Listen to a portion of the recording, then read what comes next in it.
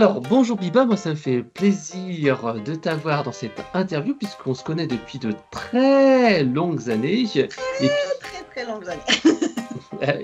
et puis surtout, en fait, j'ai reçu ton premier ouvrage impacté au féminin et là tu viens sortir la troisième édition avec 17 femmes entrepreneurs qui partagent en fait comment leur business a transformé leur vie et comment elles aident également aussi les autres femmes à transformer leur vie et à monter un business. Donc moi je trouve que c'est un bouquin qui est super inspirant parce que les femmes entrepreneurs, je sais que parfois c'est pas facile parce que il y a la vie de famille à gérer et puis c'est vrai que parfois c'est un monde qui est pas facile. Monter sa boîte, c'est s'investir, prendre du temps et certaines femmes n'osent pas de se lancer. Alors moi c'est pour ça que j'aime beaucoup ton livre et ce qui est bien c'est que comme tu disais, chaque année, chaque édition, enfin pas chaque année, chaque édition tu sors en fait de nouveaux témoignages, de nouveaux retours d'expérience et en fait c'est cumulatif, c'est inspirant à chaque fois et chaque édition est différente.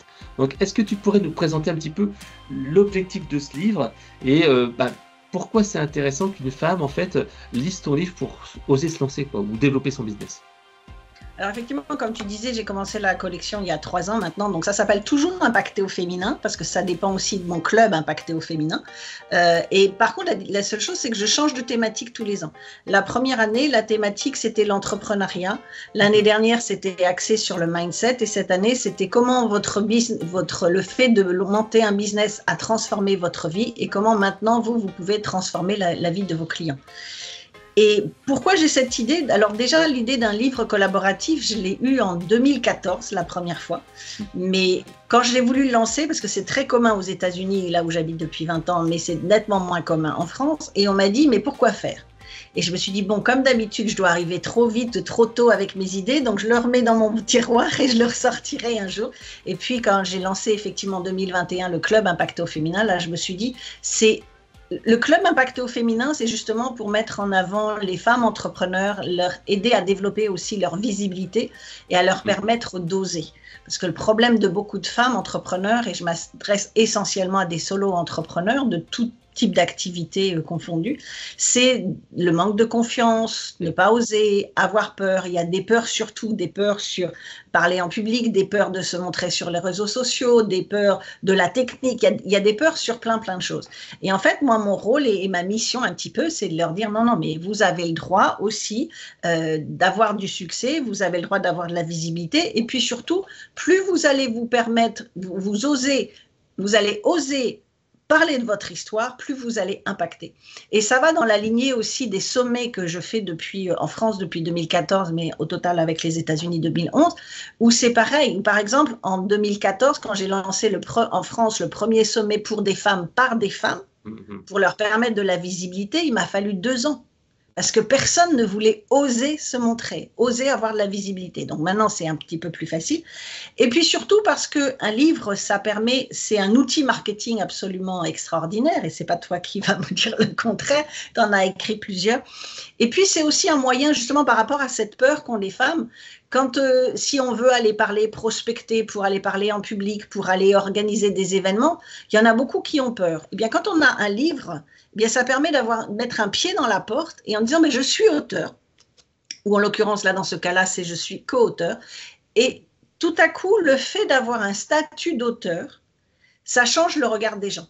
Ça amène plus de crédibilité. Donc, on va prendre les gens un petit peu plus sérieusement. Et puis, en plus, à chaque fois, je fais en sorte que le livre devienne best-seller dans les 24 heures. Donc, en plus, toutes les co-auteurs ont le statut de best-seller, donc ce qui ramène encore un petit peu plus de crédibilité. Et du coup, ça devient plus facile. Donc, pour certaines, ça va être le prétexte. Mais c'est aussi un livre, c'est pas juste de dire, tiens, c'est super excitant, je sors un livre et puis j'en parle pendant 3 semaines. Mais c'est comment on va l'intégrer dans un plan marketing, pas simplement sur l'année en cours, mais les années qui suivent. Moi, j'en suis à mon 10e livre. Il y en a certains, alors les tout premiers que j'ai sortis 2006, 2007, j'en parle nettement moins, bien que j'en parle encore des fois, mais c'est comment on met en place tous ces livres-là et comment ça va leur faciliter le fait de présenter le livre pour pouvoir justement partager leur histoire, leur parcours, leur expérience et bien évidemment amener à vendre aussi, parce que quand on raconte son histoire, ben, on amène ce qu'on fait, comment on le fait, à qui on s'adresse, le bénéfice de nos services, et puis ben, les gens à un moment donné, ils apprennent un peu plus sur nous et puis ils se décident à acheter, parce que je trouve que c'est plus simple que ce soit les gens qui viennent à nous pour acheter, plutôt que de dire aux gens allez acheter mon programme, acheter mon programme. Et puis aussi parce que quand on fait un événement, quand on fait des dédicaces ou quoi que ce soit, qu'on a un livre, alors moi je les vends toujours à 20 € parce que c'est un contron, mais c'est plus simple aussi de vendre un livre à 20 € que de vendre une formation à 2000, 5000, 20 000 ou plus. Ouais, c'est le Donc premier les pas. gens, voilà, c'est le premier pas. Les gens, c'est ce qu'on appelle le début du tunnel de vente. Et puis les gens, ça permet d'apprendre à nous connaître. Et puis du livre, ils peuvent aller sur les réseaux sociaux, en voir un petit peu plus. Et à un moment donné, de se dire, tiens, bah, j'aime bien ce que dit cette personne-là, j'aime sa personnalité. Ou je l'aime pas, parce que ça peut arriver aussi. Et s'ils nous aiment pas, c'est pas grave, parce qu'il y a suffisamment de gens qui nous aiment. Et de se dire, bah, j'ai envie d'en savoir plus, d'aller chercher plus d'informations. Et c'est là où, justement, il faut avoir un plan marketing important, parce que si on écrit un livre, que derrière, on n'en parle pas, qu'on ne communique pas sur les réseaux sociaux, qu'on n'envoie jamais d'email à sa liste, ça ne va pas servir à grand-chose. Mais plus on va donner d'informations, de conseils, on fait des vidéos, des choses comme ça, plus les gens vont se dire, tiens, bah, j'ai effectivement envie d'y aller. Donc, ça ouvre plein de portes, en fait, d'écrire un livre. Ouais. Bah, je suis d'accord avec toi. Quand j'ai sorti mes bouquins cette année, j'en ai sorti 2. J'ai une checklist. Alors, j'arrive pas à tout suivre parce que j'ai une checklist qui est énorme. Mais tu vois, le fait de faire un concours permet de gagner de la visibilité. Moi, tu vois, j'ai envoyé. Bah, d'ailleurs, il faut que je t'envoie mon dernier bouquin qui est sorti il y a une semaine là. Bah, j'envoie à toutes mes personnes que je connais, qui sont des influenceurs, des gens que j'aime bien et que je leur envoie ce livre-là. Ça donne de la visibilité.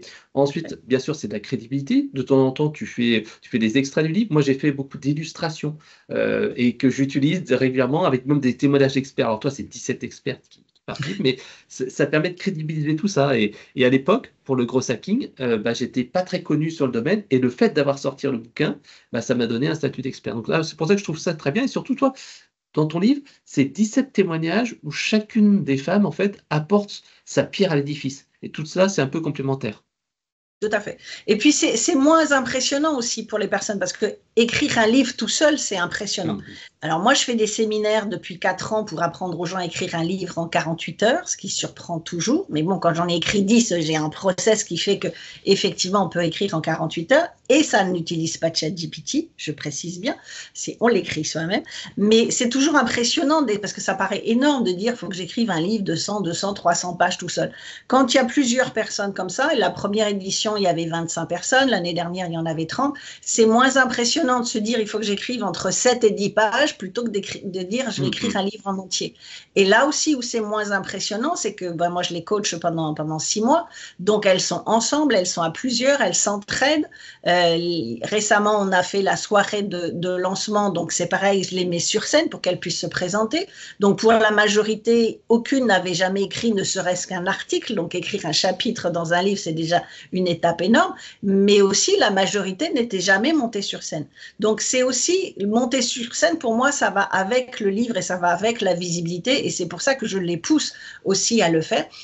Et il y a moins de... Alors, quand j'ai commencé la soirée l'autre jour, j'ai dit au public, bon, elles ont le trouillomètre à 0, donc il va falloir les aider, mais comme ça rassure tout le monde. Ça met un peu d'humour, mais justement le fait de voir les autres, elles se sentent pas de dire il y a que moi qu'on regarde, il y a que moi qu'on regarde, et du coup bah, ça les aide, et de voir ce que les autres disent, comment les disent, comment elles le disent, et comment le public réagit aussi à chaque passage, et les applaudissements, et certaines ont eu des standing ovations, et donc bah, ça leur donne du courage, et puis de dire bon allez, moi j'y vais aussi quoi. Alors justement, il y a plusieurs témoignages que j'aime bien dans le livre. Alors j'en ai sonné 3-4. Le premier, c'est Béatrice Petit-Demange qui a dit qu'il fallait apprendre à vendre avec le cœur. Qu'est-ce que ça veut dire exactement? Bah, c'est ça, c'est d'essayer de ne pas être dans le genre vendeur ou marketeur. C'est-à-dire vendre avec le cœur, c'est même pas essayer de vendre. Moi, c'est ce que j'appelle souvent, quand on a une bonne communication, passer de conversation à conversion. C'est-à-dire que ce soit au travers des réseaux sociaux qu'on rencontre les gens, c'est pas à chaque fois de dire acheter, acheter. C'est on donne de l'information, on donne des conseils bien évidemment, mais on partage aussi qui on est, parce que en plus aujourd'hui on est tellement nombreux sur le marché que pour les gens c'est un peu compliqué de se dire je vais vers telle personne, comment je sais à qui je vais faire confiance. Donc plus on va donner de soi quelque part, plus on va développer, on va montrer sa personnalité. C'est aussi pour ça que c'est important que les personnes se mettent sur les réseaux sociaux et se montrent sur les réseaux sociaux avec leurs photos. Donc là aussi, on est sur de la visibilité. Et je leur dis toujours, c'est pas une question d'ego. On n'est pas des influenceurs à mettre notre photo toutes les 3 secondes sur les réseaux sociaux. C'est pas du tout la même chose. Mais en fait, les gens, qu'est-ce qu'ils achètent? C'est même pas nos produits ou nos services, c'est nous. Donc, il faut qu'on donne un peu de notre personnalité, si je puis dire, et que les gens nous voient, parce que c'est à nous en tant que personne qu'ils achètent, c'est pas à l'entrepreneur. Donc, c'est un peu important de… Et elle disait encore à la soirée qu'elle a passé 30 ans en Italie et que justement, ses clients, en fait, aimaient sa façon de faire. Et en fait, moi, avant d'être coach et avant de partir aux États-Unis, pendant plusieurs années, j'ai été commerciale dans les fournitures de bureaux. Et ça me faisait toujours rire parce que j'avais pas le sentiment à l'époque déjà d'avoir des stratégies, et certainement pas celles que j'ai aujourd'hui. Mais mes clients, donc j'allais les voir tous les mois pour vendre des fournitures de bureau. Et c'est pas nécessairement fun de vendre des ramettes de papier, et des cartouches et des stylos. Mais les gens me disaient, mais on comprend pas comment vous faites. Vous nous faites moins de pitch et on vous achète plus. Parce que c'est dans l'authenticité, c'est dans la confiance et que je ne voyais pas l'intérêt déjà à l'époque de leur remplir les armoires de fournitures dont ils n'avaient pas besoin. Donc c'est ça en fait, vendre avec le cœur et vendre avec authenticité. Et c'est vrai parce que, comme tu dis, avec ChatGPT, il y a de plus en plus de gens qui créent du contenu, mais comme en fait, ils vont acheter une personnalité, une confiance, une liaison, un lien. Et si tu montres en fait les coulisses, si tu montres ta personnalité, le pourquoi, le parcours, là, les gens vont pouvoir s'associer à ça et ils vont se dire, mais oui, si j'ai un problème, il y a telle personne qui est à ma disposition, mais cette personne-là, elle compte plus que l'autre. Et toi, d'ailleurs, j'ai beaucoup apprécié parce que tu m'as fait intervenir plusieurs fois auprès de justement ton groupe. Voilà, le club. Et je trouve que toutes les personnes sont vraiment très positives et elles cherchent vraiment à se soutenir. Il y a beaucoup de bienveillance. Et c'est ça que j'aime vraiment, j'apprécie ça parce que c'est que quand on est là, elles sont là pour se soutenir. On n'est pas dans une compétition, mais on est plus dans une coopération très agréable. Ok. Alors justement, il y a un autre point, un autre chapitre qui est intéressant, c'est Céline Roussel qui dit qu'elle est dénicheuse de pépites. Alors c'est quoi dénicher des pépites? Mais en fait, comme elle dit, elle a un talent, c'est-à-dire qu'elle écoute les gens et en fonction de ce qu'ils vont dire, elle va être capable de dénicher justement, de leur montrer dans quoi ils sont bons. Et peut-être que les gens ne le savent pas ou ne s'en sont pas rendus compte, ou peut-être que souvent, et ça c'est très dans la culture francophone, parce que je fais la comparaison avec la culture anglophone, la culture francophone, on est bon dans des choses, mais on ne s'en rend pas compte et on ne le met pas en avant. Les Américains, c'est toujours moi, je suis le premier dans ceci. Alors eux, ils sont à l'outrance dans l'autre sens. Mais en France, quand on a quelque chose qui fonctionne bien, on a tendance à dire, bah oui, c'est normal. Voilà, c'est normal. Donc à partir de là, on ne va pas chercher plus loin. Et c'est pour ça que dénicheuse de pépites ou de talent, c'est qu'elle va arriver à synthétiser ce que vont dire les gens et de mettre le doigt, pas là où ça fait mal, mais là où ça fait du bien en disant, voilà. Avec tout ce que vous m'avez dit, voilà ce que vous pourriez faire. Et il y a beaucoup de gens qui, d'un seul coup, se disent « Ah mais oui, mais c'est bien sûr. Ah mais oui, mais je le fais inconsciemment, mais je ne m'en rends pas compte. » Et du coup, ils n'auraient pas imaginé que ça peut devenir un business, ou ils ne peuvent pas imaginer que leurs talents peuvent devenir des formations ou un accompagnement ou ce genre de choses. Donc, c'est pour ça qu'elle a une écoute qui fait que elle arrive à synthétiser le talent des gens. Ouais, c'est vrai que et ça, je l'ai remarqué, parce que parfois les gens, je te dis, ils savent pas un petit peu quel est leur talent, ils se rendent pas compte qu'ils sont vachement bons dans tel domaine. Tu leur dis, mais regarde, t'as vu comment tu as réglé cette situation, etc. Et c'est comme tu disais, le livre, c'est ça aussi. C'est matérialiser son expertise. Et quand comme tu dis toi-même, quand tu lances ton entreprise et que tu n'as pas un diplôme, tu as parfois en fait le syndrome de l'imposteur. Et tu dis, mais non, mais pourquoi moi je suis crédible là-dessus? J'ai pas fait de diplôme, j'ai pas fait d'études. Et souvent, les femmes, les hommes, tout le monde se dit, bah, il faut que je passe un diplôme. Non, forcément, tu as des compétences, tu as un savoir-être, etc. Et le bouquin continue à faire ça, quoi. Et d'ailleurs, moi, quand je suis arrivée aux États-Unis, alors déjà, il y a 20 ans, je ne parlais pas anglais et je connaissais personne, donc j'ai appris, parce que la meilleure façon d'apprendre, c'est l'immersion. Mais par exemple, moi, je ne connaissais pas le networking, parce qu'il y a 20 ans, en France, on ne connaissait pas le networking. Donc, je l'ai découvert là-bas et j'ai aimé le concept et je me suis dit, tiens, bah, en France, j'ai une société de télémarketing, mais si je ne parle pas anglais, ça va être compliqué de l'amener là-bas. Donc, je vais monter une société de networking.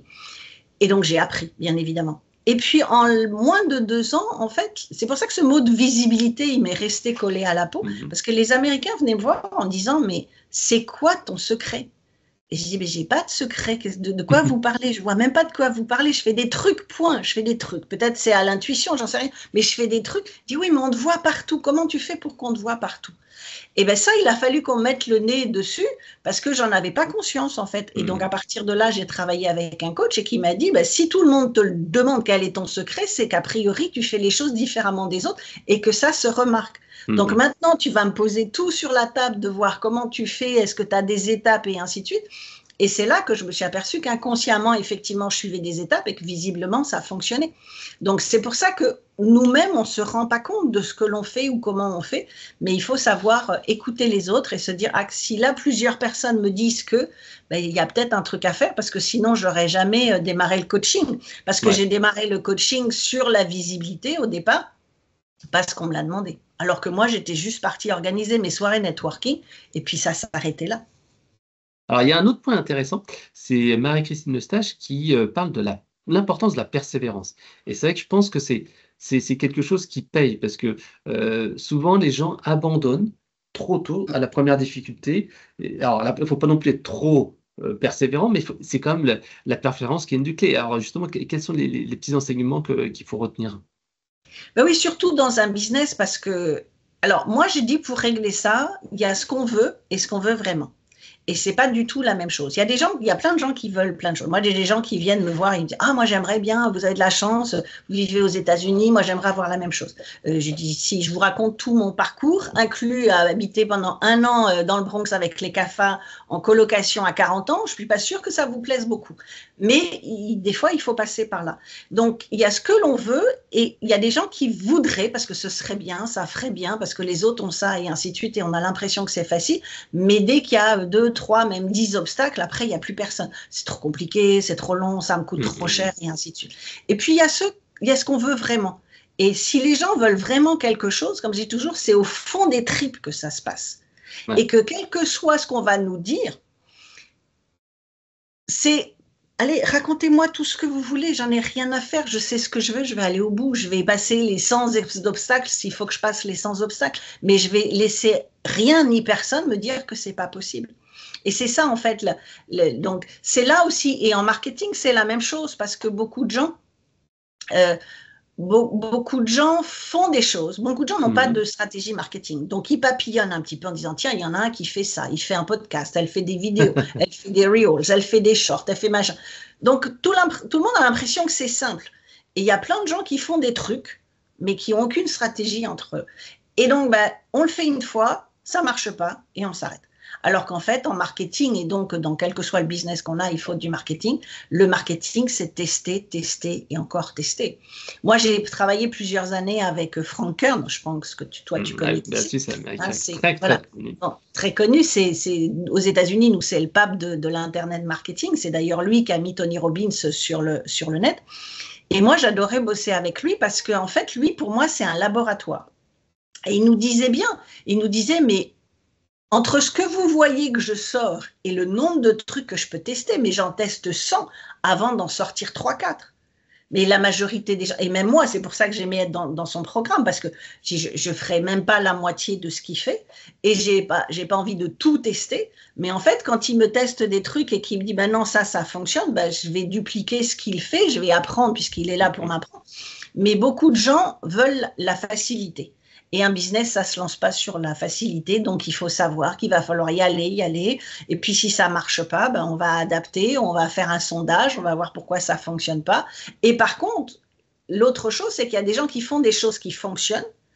Et au lieu de dupliquer ça 2 mois, 3 mois plus tard, ils vont aller réinventer la roue pour refaire encore autre chose qui peut-être va nettement moins marcher. Ouais, mais c'est vrai parce qu'en fait, souvent en fait, comme pour tout, il y a un seuil de rentabilité, un seuil de ratabilité, un effet de bascule. Et moi, je le vois sur LinkedIn.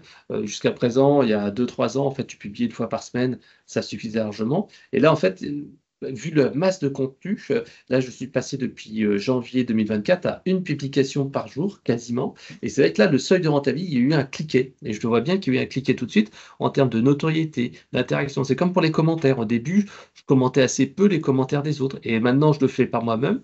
Mon assistante aussi commente à ma place et like à ma place. Alors, j'ai pas fait d'automatisation parce que je veux encore de l'humain. Mais en fait, quand tu vois que tu arrives à un seuil minimum, tac, tu vois que tu passes à une chose. Ça, c'est quelque chose qui est important. Et l'autre point que j'ai bien aimé, et c'est ce que tu l'as dit, il faut trouver aussi le sujet sur lequel on est bon. Et il y a justement Audrey Trad qui parlait de concept d'ikigai, c'est trouver le bon concept entre ce que tu aimes faire, ce qui on va payer, etc. Ça, je pense que c'est important et les femmes entrepreneurs qui se lancent oublient un petit peu ça en disant, bah, tiens, je veux mettre sur tel business, sauf que bah, peut-être que c'est pas ce business-là qu'il leur faut ou c'est plus adapté. Ça aussi, c'est un témoignage qui est dans le livre qui est intéressant. Ouais. Parce qu'il y a beaucoup de personnes aussi qui lancent un business pour lancer un business. Alors, je suis assez mal placée pour donner des exemples parce que moi, j'ai quitté mon job un vendredi soir de 98 pour lancer un business. Mais c'était il y a longtemps. Aujourd'hui, à l'époque, on n'avait pas les formations, on n'avait pas Internet, on n'avait pas tout ça. Aujourd'hui, il y a plein d'informations.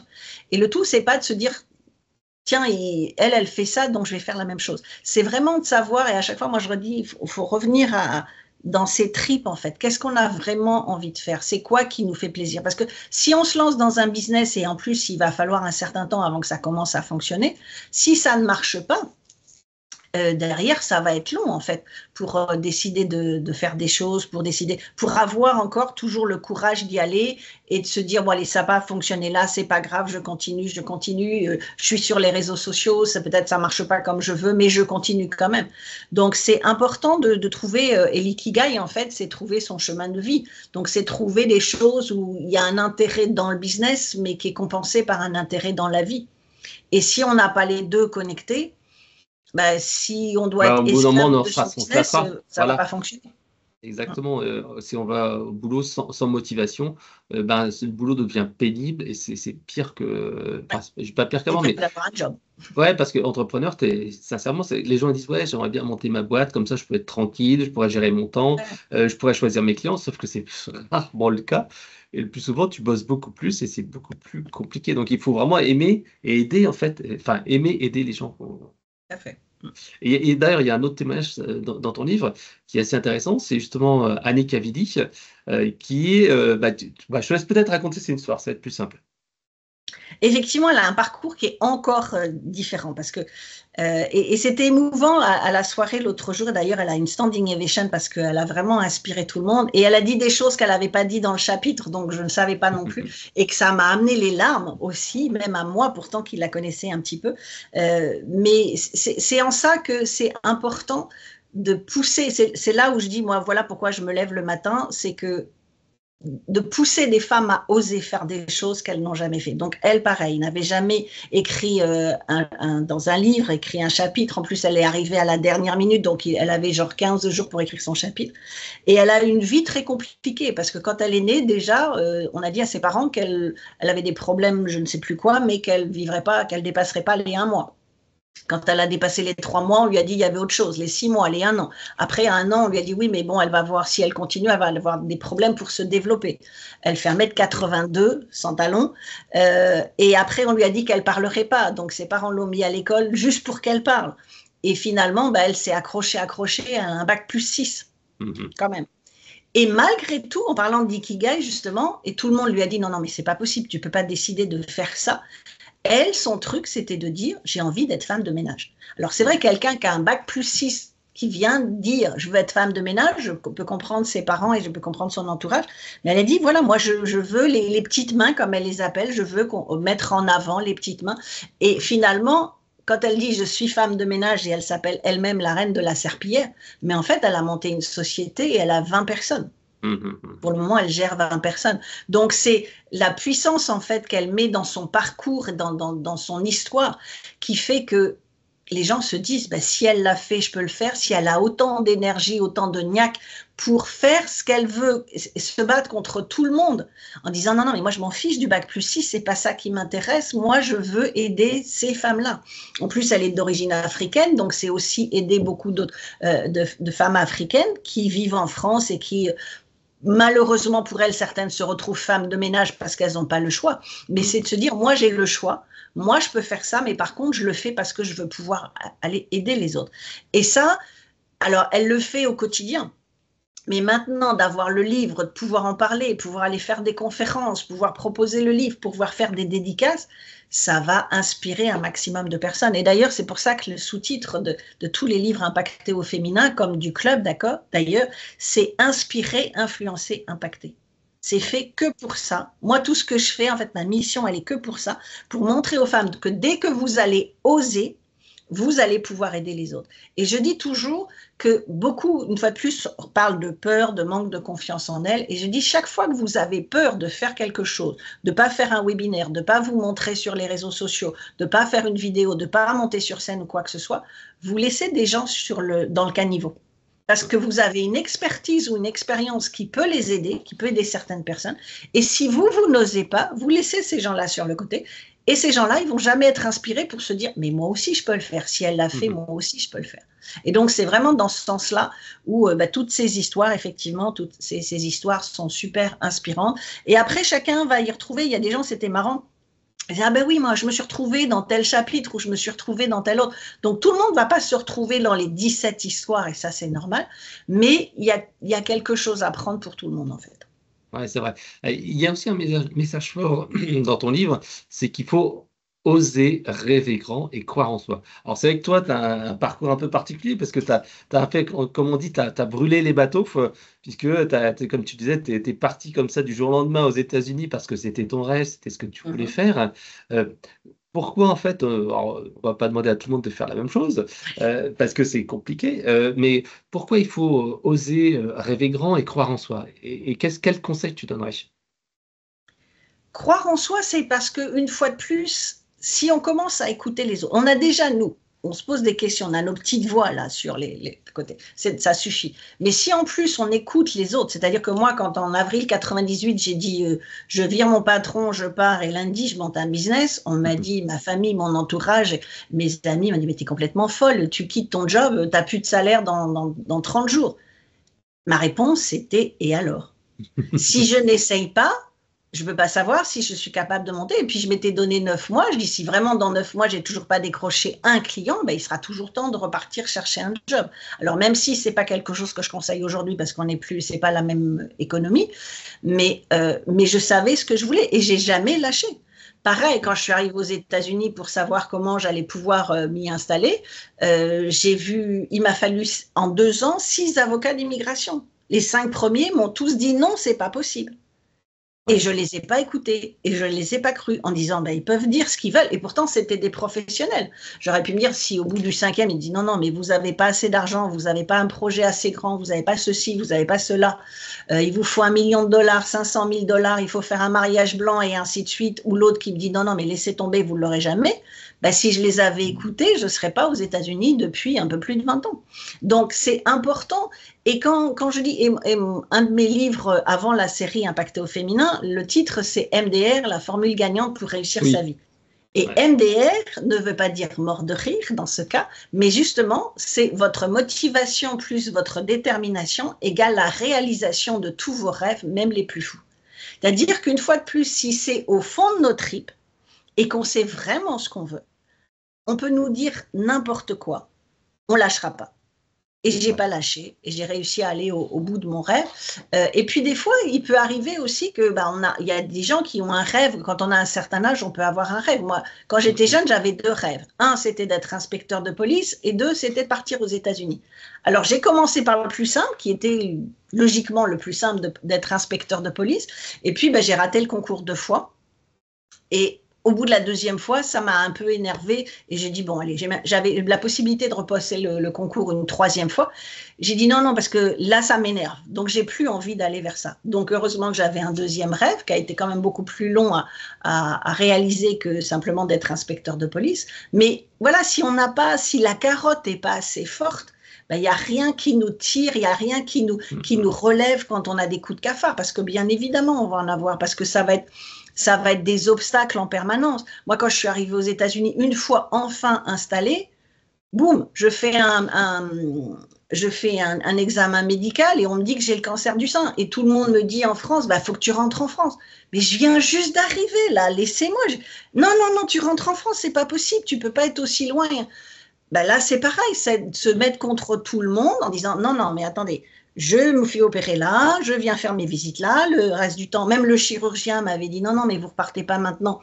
Et je me souviens, ma mère était à côté de moi quand il a dit non, non, mais vous pouvez pas repartir après l'opération. Et je lui dis non, mais mon patron, il me laisse pas partir. Ma mère était à côté, non, non, c'est elle son patron, c'est elle son patron.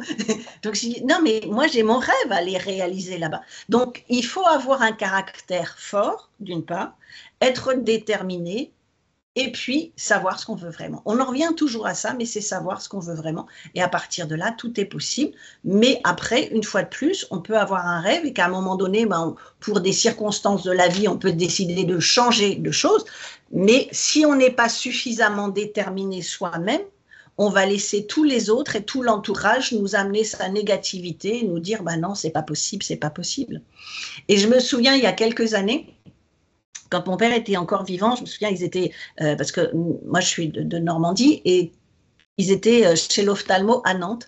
Et c'est mes parents qui m'ont raconté ça après, parce que j'étais pas là, mais il y avait une femme qui était là avec sa petite fille qui devait avoir genre 6-7 ans. Et dans la salle d'attente, mes parents me disent, il y avait justement une photo de New York. Et la petite mouflette, elle fait, oh, maman, regarde New York, New York, on va aller un jour. Et sa mère, elle fait, non, non, mais rêve pas, on n'ira jamais. Et là, mon père lui a dit, ne dites jamais ça, madame. Parce que notre fille, elle nous a dit ça pendant des années, à l'âge de votre fille, et voire encore plus petite, et elle y habite maintenant. Et maintenant, on y va tous les ans. Donc, on ne sait jamais ce qui peut se passer. Mais, voilà, si cette petite fille se laisse entraîner par l'entourage négatif et que ce n'est pas au fond de ses tripes, bah, peut-être qu'elle n'ira jamais à New York. J'aime bien aussi dans ton livre, il y a des exercices et des méthodes que moi je pratique aussi qui je trouve vraiment sympa.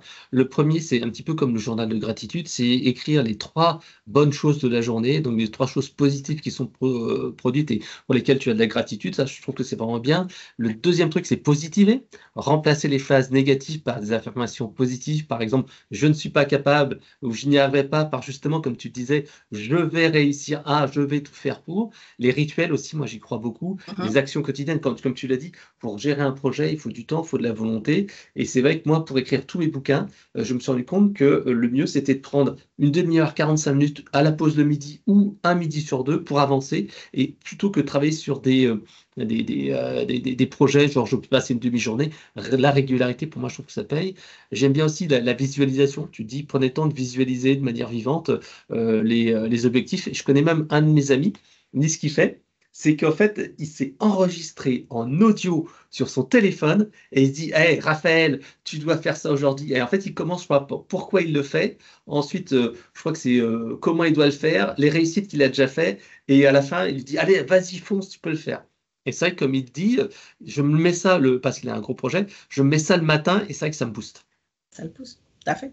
Ouais. Alors, est-ce que tu as un petit tips ? Ouais, vas-y. Et d'ailleurs, dans le livre, donc chaque auteur donne un cadeau à la fin, c'est un total de 3 000 € si on cumule toute la valeur. Et donc, c'est ça qui est intéressant aussi, c'est que les gens vont pouvoir faire justement les exercices des unes et des autres, vont se retrouver dans certaines plus que dans d'autres, mais c'est important d'aller jusqu'au bout. C'est-à-dire, en plus, on sait que les gens ont tendance, les statistiques en tout cas montrent que les gens lisent, 80% des gens ne vont pas jusqu'au bout d'un livre. Donc là, la différence, c'est que ce n'est pas un livre qu'on lit de la première à la dernière page. On peut choisir en pick and choose, comme on dit aux États-Unis, en fonction du sujet, en fonction du titre, si le titre accroche plus que l'autre. Et puis, on peut le lire le chapitre 1, le 15, le 18, le 12, et on revient au 3. Et donc, ce n'est pas très long parce que c'est au maximum une dizaine de pages chacune. Donc, c'est de se dire, bah, je le lis. Comment ça m'inspire, qu'est-ce que j'ai envie de faire. Moi, j'écris toujours sur mes livres. Il y a des coups de stabilo, il y a des étoiles, il y a des trucs dans tous les sens. Où il y en a certaines qui ont des post-it et des choses comme ça. Je ne sais pas simplement de dire je lis le livre. C'est je le lis, comment je peux mettre en pratique. De la même façon que quand on suit un sommet ou quand on suit un webinaire ou des choses comme ça. C'est qu'est-ce que j'en fais. C'est je lis, d'accord, mais ce qui est important, ce n'est pas ce qu'on sait, c'est ce que l'on fait de ce que l'on sait. Donc, c'est d'utiliser ce livre-là pour se dire, il y a peut-être telle histoire ou telle histoire qui m'inspire un peu plus, il y a tel exercice ou tel cadeau, tel conseil que j'ai plus aimé que d'autres, mais après, qu'est-ce que j'en fais? Comment je les mets en place? Comment je réalise mon projet? comment je décide d'être une femme et d'oser lancer un business, soit je décide d'oser d'être beaucoup plus visible, et puis comme toutes celles qui rentrent dans le livre, c'est d'oser d'impacter les autres. Et ça, c'est un rôle qui n'est pas facile à prendre en général, parce que on peut se dire aussi, mais je suis qui, moi, pour inspirer les autres? Et pour beaucoup, elles se disent, mais je suis qui pour écrire mon histoire? Elle va intéresser qui, mon histoire? Mais c'est de prendre conscience que justement, notre histoire, elle peut aider d'autres personnes. Et c'est pour ça que je dis que quand on commence à parler en public ou des choses comme ça, sa peur, on la met dans un coin de sa tête. Et c'est pas à propos de nous, c'est à propos des autres. Notre peur, c'est pas grave. Elle est là, elle restera, c'est pas gênant. Mais se dire à chaque fois que je fais une vidéo ou des choses comme ça, qu'est-ce que je vais apporter aux autres? Comment je vais inspirer les autres? Et si on a inspiré une personne dans la salle, dans une vie, si c'est une vidéo, si c'est une interview comme ça, si on a inspiré une personne, on aura déjà fait le job. Ouais. Et, bon, alors, on va finir avec 2 autres points que j'aime bien aimer aussi dans le livre. Parce que comme je te disais, j'aime bien les aspects praticaux qu'il y a dans le livre. Il y a un des points qui était poser des questions à des entrepreneurs ou des autres personnes qui sont dans votre réseau. Donc des entrepreneurs qui vous inspirent, contactez-les, posez-leur des questions. Parce que c'est vrai que, mine de rien, quand tu arrives à une démarche gentille, tiens, est-ce que vous voulez prendre un café, je vous invite à déjeuner, etc. Souvent, il y a des gens qui acceptent, ou est-ce que vous avez 15 minutes au téléphone pour discuter avec moi, j'adore votre parcours. Et c'est vrai que bon, moi, j'essaye aussi quand je fais ça, c'est que j'essaye de faire des commentaires sur LinkedIn et essayer de créer du lien avec les personnes. Par exemple, là, ça fait 6 mois que j'essaye de faire de la connexion avec Jean-Marc Jancovici, que j'aimerais bien interviewer. J'ai pour l'instant pas réussi, alors que pendant quasiment 2 mois, j'ai commenté, pas toutes ses publications, mais presque. Mais Presque. voilà, j'essaye de créer Il du faut lien. trouver les 6 degrés de connexion. Tu n'as pas les Oui. personnes pour les 6 degrés de connexion. C'est vrai que oui, j'y ai pas pensé à ça. Et l'autre point que j'aime bien aussi dans le livre, et ce que j'essaye de faire aussi, c'est la partie méditation. Alors, moi, je fais pas forcément de la méditation parce que j'ai pas forcément le temps pour ça, mais ce que j'aime bien, c'est tout ce qui est la cohérence cardiaque. Avec la respiration, je trouve que c'est un premier niveau avant la méditation où tu essayes justement de ralentir ton rythme cardiaque et tout ça. Et je trouve ça très fort. Et c'est vrai que dans ton livre, je crois qu'il y a 1 ou 2 personnes qui en parlent de cette partie méditation. Ou c'est toi, je suis un peu exact. Non, alors, moi, je médite pas non plus parce que j'ai pas de patience. Donc, la méditation, moi, au bout de 3 secondes, ça y est, ma tête, elle est partie dans tous les sens. Mais par contre, effectivement, la respiration, c'est quelque chose que j'essaye, que je pratique parce que quand j'ai pas de patience ou quand je sens que je vais m'énerver un peu trop, j'essaie de, allez, on centralise un peu tout ça et on fait le vide et après, on redémarre dans de meilleures conditions. Je suis d'accord avec toi. En fait, il y a une application gratuite qui s'appelle Respirelax. Et en fait, cette petite application que j'utilise, tu as une petite boule où tu dois essayer de respirer au bon moment et tout ça. Enfin, et la suivre. Et sincèrement, ça fait vachement de bien. Et grâce à ça, en fait, moi, mon sommeil est devenu beaucoup plus simple parce que je sais que, et pourtant, j'essaie avec ma fille qui a 10 ans. Elle me dit, ah, j'arrive pas à dormir, j'ai plein de choses dans ma tête. Et je dis, bah attends, note-les sur un cahier. Et toi, elle note sur un cahier. Je dis, mais enlève des idées de ta tête, mets-les sur un truc, ça va. Et j'essaye de l'aider un petit peu à respirer comme ça. Bon, j'y arrive pas tout le temps, mais c'est un bon moyen de chasser en fait ces pensées. Alors justement, on arrive à la fin. Juste un point qui est important parce que tu dis de mettre sur un cahier. Et moi aussi, je dis à toutes mes clientes de noter des choses. Pas les mettre sur un ordinateur, sur un logiciel ou quoi que ce soit, mais l'écrire. En 2021, j'ai créé un journal justement spécifique pour les femmes pour pouvoir tout mettre dessus.